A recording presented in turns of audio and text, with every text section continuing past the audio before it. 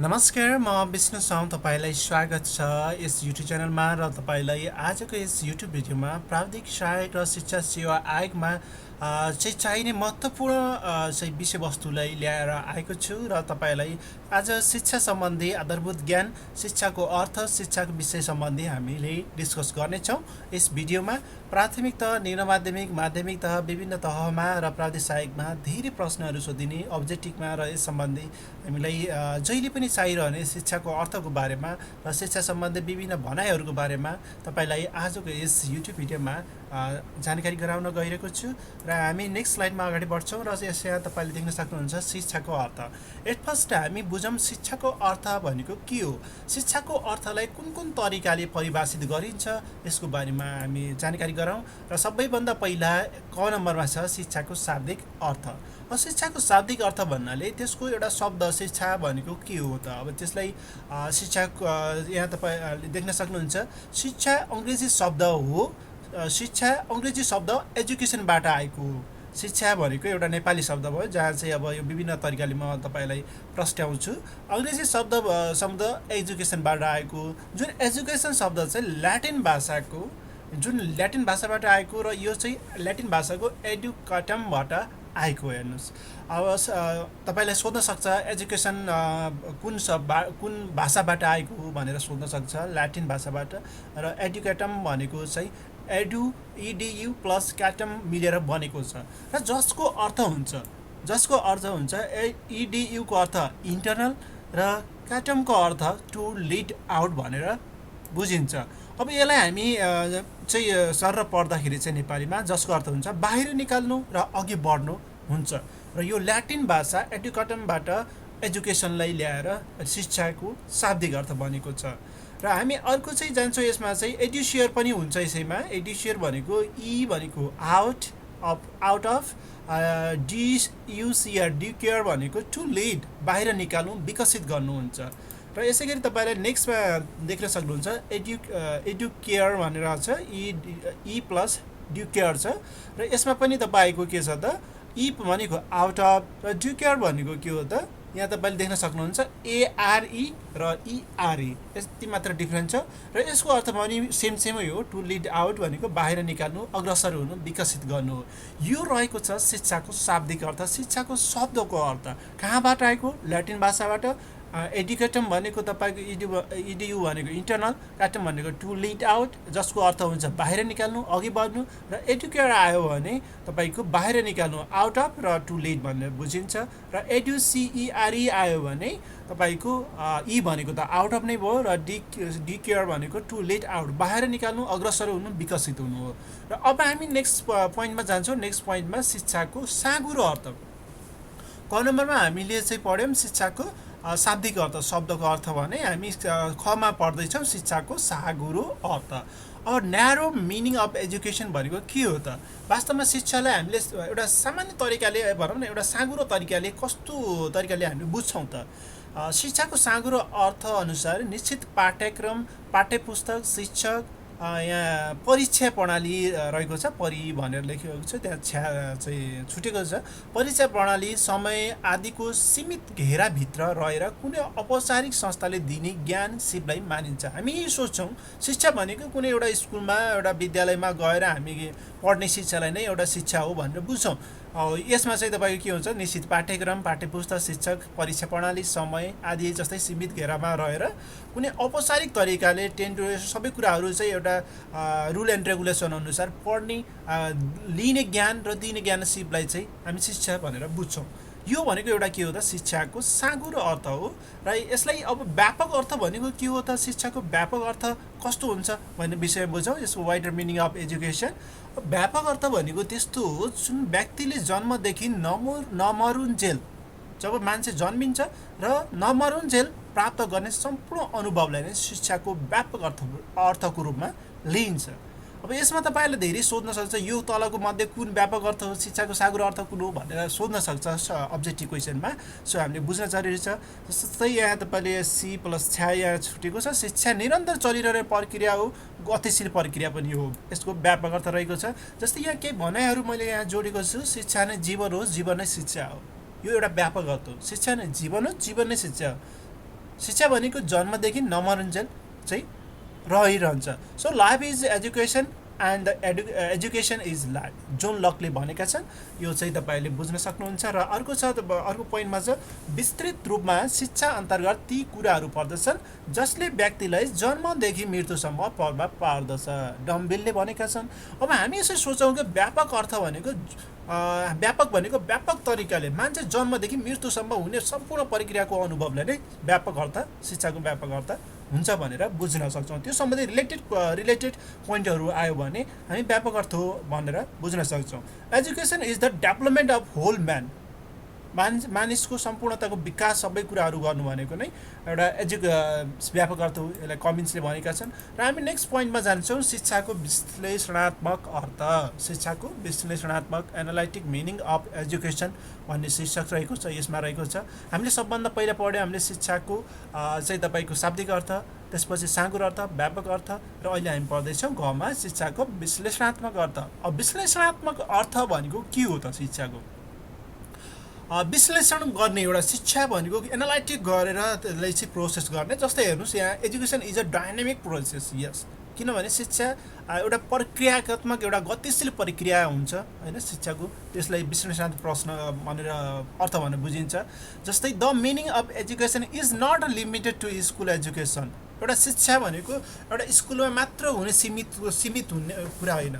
शिक्षा भनेको शिक्षा के भनेको छ यसमा चाहिँ तपाईँको limited to school education only, स्कुलमा मात्र यो सीमित रहँदैन भनेर व्याख्या गरेको छ। र अर्को पोइन्टमा तपाईँले देख्न सक्नुहुन्छ education as a harmonious development of intent power of child. शिक्षाको भनेको त्यस्तो हो जसले बालकको अन्तर्निहित प्रतिभाको विकास गर्ने रूपमा चिनिन्छ, त्यसले भनिन्छ शिक्षाको विश्लेषणात्मक अर्थ। र हामी अर्को पोइन्टमा जानेछौँ शिक्षाको विश्लेषणात्मक अर्थमध्ये। र यहाँ तपाईँले देख्न सक्नुहुन्छ education is a tripolar process. Education is a tripolar process भनेर चाहिँ लेखेको छ। अब यो शिक्षाको यो जस्तै पोलार प्रोसेस भनेको के हो त? शिक्षाको एउटा त्रिमुखी प्रक्रिया भनेको के हो? यसलाई एउटा विश्लेषणात्मक कस्तो रूपमा चाहिँ लिन्छ? यहाँ जे.ई. एडम्सनले भनेका छन्, उनका अनुसार व्यक्तिले नेचर, सोसाइटी एन्ड मोरालिटी बिच सम्बन्ध राख्नु पर्दछ अनि मात्र शिक्षाको एउटा भनौँ न शिक्षालाई विश्लेषण गर्न सकिन्छ, शिक्षा आर्जन गर्न सकिन्छ। र जस अनुसार शिक्षाका लागि टिचर, स्टुडेन्ट एन्ड सोसाइटीको आवश्यकता पर्दछ। यी तीनवटा कुरालाई ट्रिपोलार चाहिँ प्रोसेस भनेर भनेका छन्। र तर जोन डिबेका अनुसार ट्रिपोलार प्रोसेस अन्तर्गत टिचर, स्टुडेन्ट एन्ड सोसाइटी हुन् भनेका छन्। यो चाहिँ विश्लेषणात्मक अर्थ भयो, शिक्षाको विश्लेषण गरेको भयो। र अब हामी नेक्स्ट पोइन्टमा जानेछौँ। नेक्स्ट पोइन्टमा चाहिँ हामी शिक्षाको अब रहेको छ एउटा एजुकेसन, यसमा चाहिँ तपाईँको यसै सम्बन्धी रहेको छ विश्लेषण अर्थ सम्बन्धी। हर्बर्ट स्पेन्सरले भनेका छन् पूर्ण जीवनको तयारी नै शिक्षा हो। यस, पूर्ण जीवनको तयारी नै शिक्षा हो। कान्टले भनेका छन् यहाँ तपाईँको केही चाहिँ सायद नेक्स्ट स्लाइडमा गएको छ, यहाँ शिक्षाको विश्लेषण अर्थ र कान्ट सम्बन्धी। ओके, कान्टका अनुसार भविष्यको तयारी नै शिक्षा हो, भविष्यको तयारी नै शिक्षा हो भनेका छन्। र education is a process of adjustment, education is a process of social development. यी सबै कुराहरू के हुन्छ विश्लेषणात्मक अर्थ चाहिँ रहेका छन्। र अब चाहिँ हामी नेक्स्ट पोइन्टमा डिस्कस गर्छौँ शिक्षाको सांस्कृतिक अर्थ। सांस्कृतिक अर्थ भनेको के हो त? शिक्षालाई संस्कृतिमा कसरी आएको, कहाँबाट आएको, संस्कृत भएको के मिस्टेक चाहिँ यहाँ टाइपिङ मिस्टेक रहेको छ। सांस्कृतिक अर्थ भनेको चाहिँ सांस्कृतिक अर्थमा शिक्षालाई कहाँ कसरी बनेको हो भन्ने विषयमा सर्टकटमा तपाईँलाई जानकारी गराउन चाहन्छु। शिक्षा संस्कृति भाषाको शिच धातुबाट बनेको हो, शिच धातुबाट बनेको, जसको अर्थ हुन्छ टु लर्न टु रिसाइट भन्ने हुन्छ, जसको अर्थ टु लर्न टु रिसाइट भन्ने हुन्छ। सामान्यतया यसले शिक्षाको संस्कृति अर्थलाई हामी के बुझ्छौँ भने शिक्षाको यसमा चाहिँ शिक्षाको संस्कृत अर्थ भनेको के बुझ्छौँ भने शिक्षाले सामान्यतया शिक्षाको अर्थ भनेको स्थापित मूल्य मान्यतालाई जनाउँछ। शिक्षाको संस्कृत अर्थ भन्नाले एउटा स्थापित मूल्य मान्यतालाई जनाउँछ, जुन तपाईँको शिक्षाले समाजका राम्रा संस्कृतिलाई संरक्षण गर्नुपर्छ, प्रकृतिलाई संवर्धन गर्नुपर्छ। शिक्षाले संस्कृति तथा परम्परालाई समय सापेक्ष सुधार गर्नैपर्छ भन्ने एउटा शिक्षाको संस्कृत अर्थ रहेको छ। अब हामी नेक्स्ट स्लाइडमा जानेछौँ शिक्षाका केही परिभाषाहरू। यसमा तपाईँले देख्न सक्नुहुन्छ शिक्षाका केही परिभाषाहरूमा सबैभन्दा फर्स्ट पोइन्टमा तपाईँले देख्न सक्नुहुन्छ, म यहाँ नोटेट गर्छु तपाईँको। ओके, यहाँ तपाईँले देख्न सक्नुहुन्छ पृथ्वीको फर्स्टमा पृथ्वीमा ज्ञानभन्दा शुद्ध अरू केही छैन भनेको छ। अब यसको कसको भनाइ हो भनेर तपाईँले चाहिँ सोध्न सक्छ यसमा चाहिँ। यसलाई चाहिँ हामी ओके नेक्स्ट स्लाइडमा लियौँ। ओके, फर्स्टमा तपाईँले देख्न सक्नुहुन्छ पृथ्वीमा ज्ञानभन्दा शुद्ध अरू केही छैन। शिक्षाका केही परिभाषाहरू तपाईँलाई राखेको छु। एकदमै महत्त्वपूर्ण परिभाषा, यो परिभाषाहरू इक्जाममा सोधिरहन्छ, सो तपाईँलाई यो समेटेको छु। पृथ्वीमा ज्ञानभन्दा शुद्ध अरू केही छैन। अब हामी यसरी बुझौँ कि शुद्ध ज्ञान भनेको भगवत गीताभन्दा अरू कहीँ हुँदैन। हिन्दूमा रहेको अब भागवत गीतामा शुद्ध ज्ञान हुन्छ। सो पृथ्वीमा ज्ञानभन्दा शुद्ध अरू केही छैन भन्ने एउटा यो चाहिँ भनाइ आयो भने हामी के राख्न सक्छौँ त, यसलाई चाहिँ शिक्षाको भागवत गीता भनेर राख्न सक्छौँ। सो अर्कोमा तपाईँले देख्न सक्नुहुन्छ आत्म अनुभूति नै शिक्षा हो। आत्म अनुभूति नै शिक्षा हो। यस सम्बन्धी यो भनाइ भनेका छन् शङ्कराचार्यले। शङ्कराचार्य भनेर बुझ्न सक्छौँ। शङ्कराचार्य शङ्कर भनेको यसरी बुझौँ कि आत्म अनुभूति भनेको एउटा आत्म हुनु, जस्तै शङ्कर भनेर बुझौँ, शङ्कराचार्य आत्म अनुभूति लिने। सो अर्को पोइन्टमा तपाईँले देख्न सक्नुहुन्छ सेकेन्ड नेक्स्ट थर्ड पोइन्टमा एउटा सिङ्गो मानिसको विकास नै शिक्षा हो। एउटा सिङ्गो मानिसको विकास नै शिक्षा हो। यसलाई भनेका छन् कमेनियसले भनेका छन् एउटा सिङ्गो मानिसको विकास नै शिक्षा हो। अर्को पोइन्टमा तपाईँले देख्न सक्नुहुन्छ शिक्षा जीवनको तयारी होइन तर आफैमा जीवन हो। यो भनाइ चाहिँ जोन डिबेको हो। शिक्षा जीवनको तयारी हो। जीवन भन्ने बित्तिकै जोन भनेर बुझौँ, जीवनको तयारी होइन। शिक्षा जीवनको तयारी होइन तर यो आफै जीवन हो। जीवन भन्ने बित्तिकै जोन डिबे भनेर बुझौँ है। अर्को रहेको छ अर्को पोइन्टमा मानिसभित्र रहेको अदृश्य रूपमा रहेको सर्वमान्य विचारलाई प्रस्फुटन गराउनु शिक्षा हो। प्रस्फुटन भनेर यहाँनिर बुझौँ। प्रस्फुटन अनि सोक्रेटस भनेर बुझौँ। सोक्रेटस र प्रस्फुटन कसरी याद गर्ने त योसँग मिल्छ भन्ने, कुनले कसले भनेका भन्ने एउटा के वर्डहरू चाहिँ हामीले चाहिँ बुझ्न जरुरी हुन्छ। सो यहाँ तपाईँले बुझ्न सक्नुहुन्छ प्रस्फुटन गराउनु मानिसभित्रको अदृश्य रूपलाई बाहिर निकाल्नु। यसले कसले गरेका हुन् त सोक्रेटसले भनेका हुन् यो भनाइलाई। अर्को पोइन्टमा हामी बुझौँ शिक्षा व्यक्तिको सम्पूर्णताका विकास हो जसले उसलाई सक्षम बनाउँछ भनेको छ। यो भनाइ चाहिँ कान्ट। शिक्षा व्यक्तिको सम्पूर्णताको विकास हो जसले उसलाई सक्षम बनाउँछ, कान्ट। यो भनाइ चाहिँ कान्टको। अब अर्को रहेको छ अर्को पोइन्टमा शिक्षा भनेको व्यक्तिहरूका असल नैतिक चरित्रको विकास गर्नु हो। यो भनाइ चाहिँ हार्वर्डको रहेको छ। शिक्षा भनेको व्यक्तिहरूका असल नैतिक चरित्र विकास गर्नु हो, यसलाई भनिन्छ। यो भनाइ हार्वर्डको। र अर्को पोइन्टमा रहेको छ शिक्षा त्यो चिज हो जसले व्यक्तिलाई आत्मविश्वासी र निस्वार्थ बनाउँछ। शिक्षा त्यो चिज हो जसले व्यक्तिलाई आत्मविश्वासी र निस्वार्थ, यसरी बुझौँ वेद भन्छ नि, त्यहाँ चाहिँ विश्वासी र निस्वार्थ हुन्छ भनेर बुझौँ। जहाँ निस्वार्थ र आत्मविश्वास आउँछ भने हामी के बुझौँ, ऋग्वेद हो भनेर बुझौँ। र अर्को रहेको छ अब यसमा तपाईँको अर्को पोइन्टमा तपाईँले बुझ्न सक्नुहुन्छ शिक्षा एउटा स्वतन्त्रताको लागि हो भने यो भनाइ चाहिँ उपनिषद्को हो हैन। यसलाई शिक्षाको यो पोइन्टहरू लिएको छु। र अर्को पोइन्टमा छ तपाईँ शिक्षाको अर्थ हुन्छ देशको तालिम र राष्ट्रप्रतिको माया। हेर्नुहोस्, अब हामी कौटिल्य भनेर पढौँ। कौटिल्य भनेको एउटा के हो त शिक्षा, एउटा अर्थशास्त्रमा पनि हामी धेरै कुराहरू पढ्छौँ यो सम्बन्धी। जुन कौटिल्यलाई को अर्थशास्त्र भन्ने विषयमा हैन, यो कौटिल्यले के गरेका छन् भने देशप्रतिको माया, देशप्रतिको एउटा राष्ट्रप्रतिको माया चाहिँ जगाएका छन्। त्यस्तो भएको कारणले गर्दा शिक्षालाई उहाँले के बुझ्नुभयो भने शिक्षाको अर्थ हुन्छ देशको तालिम र राष्ट्रप्रतिको माया हो भन्ने बुझ्नुभएको छ। सो उहाँको भनाइ यो रहेको छ।